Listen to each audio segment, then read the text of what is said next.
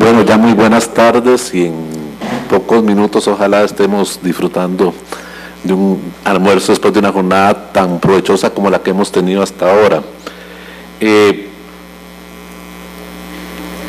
El próximo 21 de mayo del 2015 entrará en vigencia esta calificada por algunos alambicada ley de garantías mobiliarias, y por muchos motivos se pueden, tal vez algunos ciertos, otros no,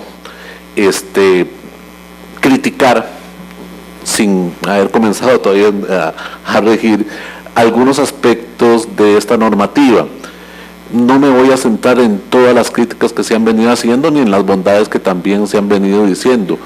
Ya les digo, algunas tendrán razón de ser, otras no, pero sí estamos frente a un nuevo sistema que, como se ha dicho, hay que digerir. Es decir, tal vez nos hemos acostumbrado durante muchos años a estar importando legislaciones de muchos países.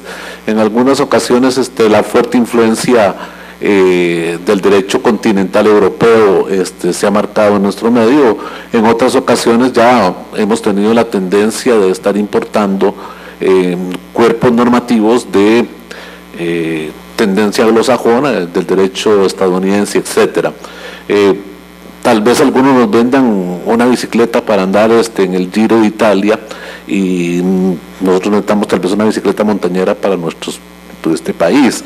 Algunos nos han vendido un Ferrari, y todos sabemos que el Ferrari en Costa Rica, además del montón de impuestos que puede pagar, no se adapta a nuestras carreteras y a nuestras necesidades. Cuando se nos propone un marco normativo, tenemos que tener la sabiduría no de rechazar las puertas, porque yo creo que de eso no se trata, sino de poder utilizar este instrumento, este vehículo, en nuestra realidad y en nuestro entorno, no importar ni prejuicios ni maravillas que nos están ofreciendo de otros lugares. Y en eso yo creo que la tarea de nosotros es una tarea crítica, es una tarea receptiva. Tenemos que oír todas las sugerencias que nos están haciendo, que muchas valen la pena, y también ver que otros aspectos no se adaptan a nuestra situación y a nuestra realidad. Bueno, en el entorno del derecho concursal han venido hablando los dos expositores que me han precedido de algunos aspectos fundamentales. Bueno, quiero ser un poco breve. El derecho concursal es el derecho al patrimonio enfermo, punto. Es decir, es el derecho en el cual un patrimonio de un determinado sujeto ya no es capaz de cumplir sus obligaciones a tiempo, y entran entonces diversos sistemas de solución de conflictos ante esa patología. Ya no es la normalidad, es una situación patológica en la cual, la diferencia de lo que se decía antes, no es que nos ponemos un sombrero y nos quitamos otro y nos estamos poniendo, sino que estamos bajo la misma sombrilla en un mismo tiempo para tratar de armonizar todas las situaciones que concurren en ese determinado momento, y concurrirán acreedores con garantía hipotecaria, con garantía, por decir así, pignoraticia, ya sea la ley de garantía mobiliaria, ya sean vehículos a través del sistema de prendas que subsiste. Concurrirán garantías generales, como las de los trabajadores, como la de los alimentarios, como una serie de garantías generales que también existen en nuestro medio a favor del fisco, a favor de productores agrícolas, por ejemplo, en el arroz, en materia de caña, en materia de café. Y se crea un universo bastante complejo, que en el caso de Costa Rica no tenemos tampoco una legislación concursal armónica. Tenemos desde la insolvencia de 1800, que aunque fue promulgada después, es básicamente la 1800 francesa, a la quiebra de 1963 en Costa Rica, que es la quiebra de 1900 en otros países, a sistemas como el de la administración y la organización con intervención judicial, que toma un poco de todo, de la administración controlada italiana, un poco de Charter y Leve, al convenio preventivo que también se desarrolló en Italia a finales del siglo XIX y principios del siglo XX. Entonces tenemos una mezcla de que no tenemos un sistema concursal, sino un poco de paleontología jurídica para poder hurgar en esos cuerpos normativos. Y a eso, que es un fenómeno entonces de solución de crisis a un patrimonio enfermo, ahora se nos añade una nueva ley que tiene que ver con ese patrimonio enfermo, al crear entonces una serie de normas y privilegios que tienen que armonizarse en sede concursal también. Estamos haciendo un poco de clarividencia, porque no nos han tocado todavía ninguno de los problemas que se nos van a venir. Entonces, imaginemos y soñemos un poco a futuro qué podría pasar. Lo primero, aspecto general, ¿qué prevalecería en la situación, en una situación concreta? ¿La aplicación de normas de la Ley de Garantías Mobiliarias o la aplicación de principios concursales? En algunos puntos, puede ser en la parte de garantías que han venido trató Álvaro, puede ser importante en materia de ejecuciones y en la materia de algunos casos específicos de colisión entre derechos, por ejemplo, de acreedores hipotecarios con acreedores con garantía hipotecaria de bienes incorporados a inmuebles, que lo permite la ley. Entonces, se regirán las normas que están previstas en el derecho concursal o las normas de la Ley de Garantías Mobiliarias. Bueno, hay dos posibles tesis. Casi en derecho siempre decimos una buena o una mala, aquí no sabemos cuál es la buena y cuál es la mala todavía, pero hay dos posibles tesis. Una es la especialidad de la materia concursal y otra es la especialidad de la materia de garantías mobiliarias. Ambas pregonan especialidad. ¿Ok? Si nos vamos a la Ley de Garantías Mobiliarias, el artículo 76 nos da la especialidad en garantías mobiliarias. Se aplicará sobre cualquier otra disposición. Y si nos vamos al derecho concursal, vemos que el derecho concursal es de orden público y de interés social también. Y aplicable sobre otras normas de derecho común. ¿Cuál de las dos especialidades prevalece? Bueno, ensayo, una tesis. La especialidad en el derecho concursal es para los casos de patrimonio enfermo, los casos donde hay concurrencia, donde tenemos que tomar soluciones, donde existe una masa pasiva y una masa activa. Y tenemos que armonizar todos los aspectos ligados a esas personas interesadas, acreedores de diferente grado, etc. Mientras que las garantías mobiliarias me están refiriendo generalmente a una situación particular de garantía en que no está involucrada una masa de acreedores, sino un garantizado y una garantía que pertenece normalmente a acreedores, etc. En este caso, en mi concepto, dada la poca o escasísima reglamentación de la materia concursal en la Ley de Garantías Mobiliarias, me parece que, en principio, la legislación concursal prevalecería sobre algunos aspectos de derecho de fondo y sobre todo de ejecuciones, que es el otro aspecto más importante, previstas en la Ley de Garantías Mobiliarias. Sobre todo porque los intereses en la ejecución incumben a esa masa, como se decía anteriormente, ¿cierto? Es decir, básicamente tenemos que ver si la garantía fue infravalorada o no, si los mecanismos de ejecución son leoninos o no, si son abusivos o no, etcétera, lo que se venía planteando inclusive en la primera mesa que se había hablado el día de hoy. Bueno, partiendo de esa primera aventurada, si se quiere, y discutible si se quiere, constatación de una posible preferencia al derecho concursal, quisiera, ya les repito, adelantarme algunos problemas y señalarlos. Algunos tal vez los voy a desarrollar, otros simplemente los voy a dejar en el aire, como los siguientes. Costa Rica tenemos un sistema concursal diferente al colombiano, estamos de acuerdo. Tenemos procedimientos preventivos y procedimientos liquidatorios utilizando esquemas que se han venido utilizando en otros países y que concurren, si se quiere, de una manera desarmonizada, pero que concurren. Si no hemos tenido la posibilidad de ir avanzando en las diversas reformas que en el caso de Colombia se han venido dando en los últimos 20 años básicamente. Estamos hablando de un procedimiento de administración y reorganización con intervención judicial, de un convenio preventivo y de los liquidatorios, la insolvencia y la quiebra. Observaciones en cuanto a la administración por intervención judicial puntuales. 1.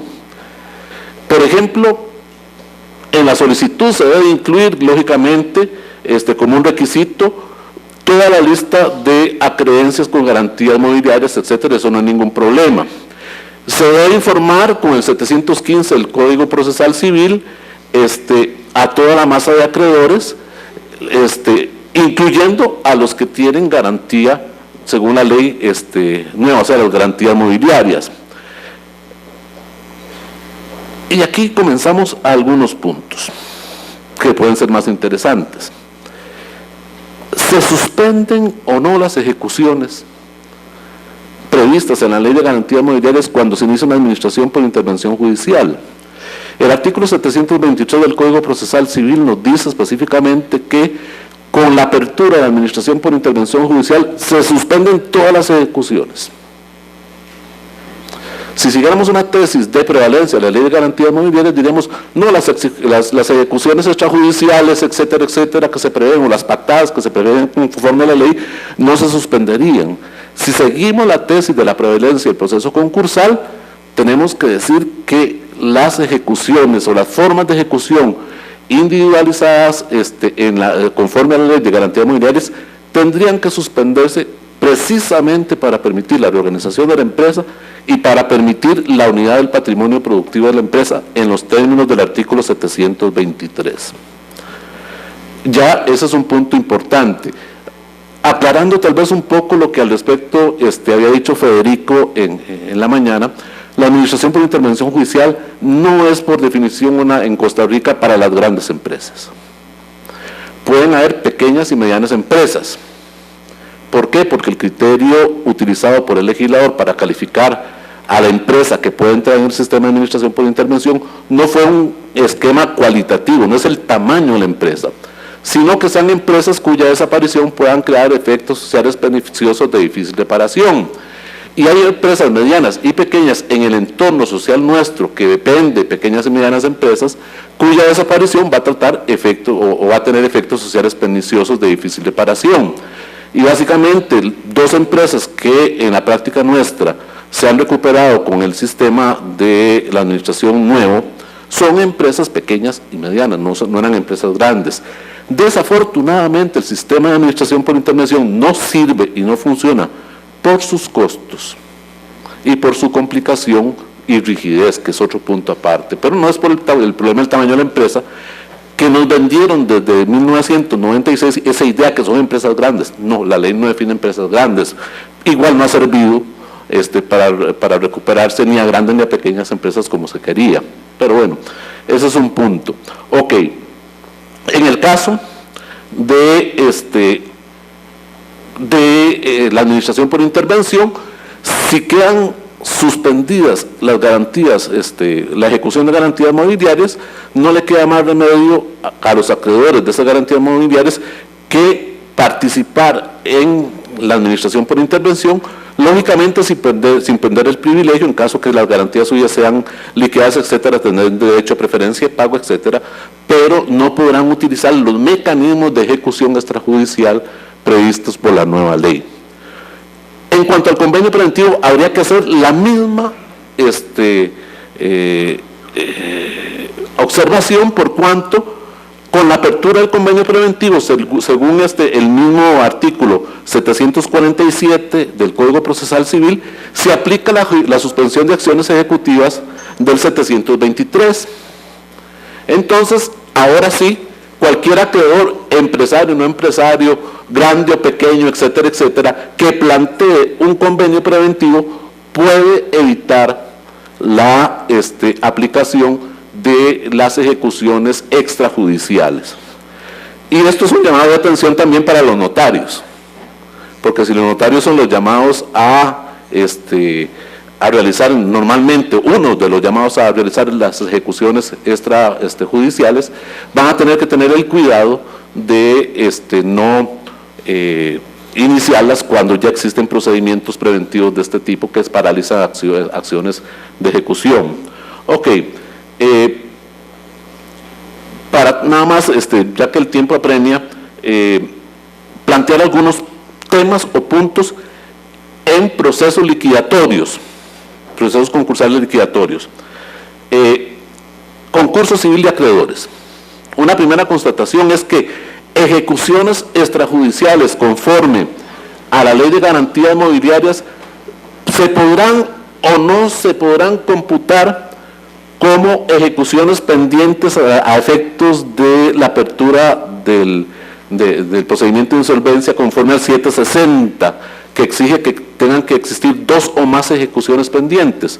En mi concepto, ejecución es ejecución y esas son ejecuciones pendientes, y si son del patrimonio deudor, calificarían como ejecuciones pendientes para el 760. Una pregunta que habría que ir adaptando en cada caso es: el régimen de insolvencia de concursos civil de acreedores y el régimen de quiebra hablan constantemente de prenda, no hablan de garantías mobiliarias.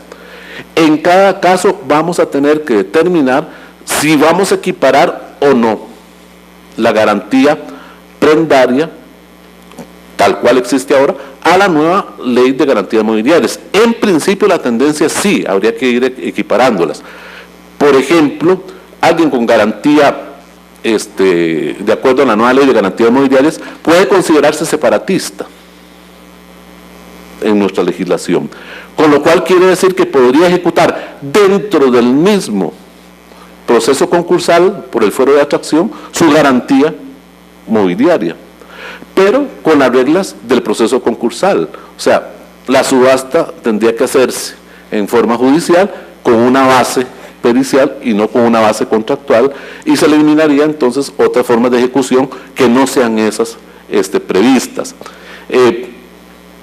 Con las garantías mobiliarias, ¿tienen que legalizar o no legalizar? En mi concepto, si son, si las vamos a considerar separatistas, no tendrían la obligación de legalizar en el proceso, pero podrían hacerlo, igual que pasa con el acreedor hipotecario o prendario en la actualidad.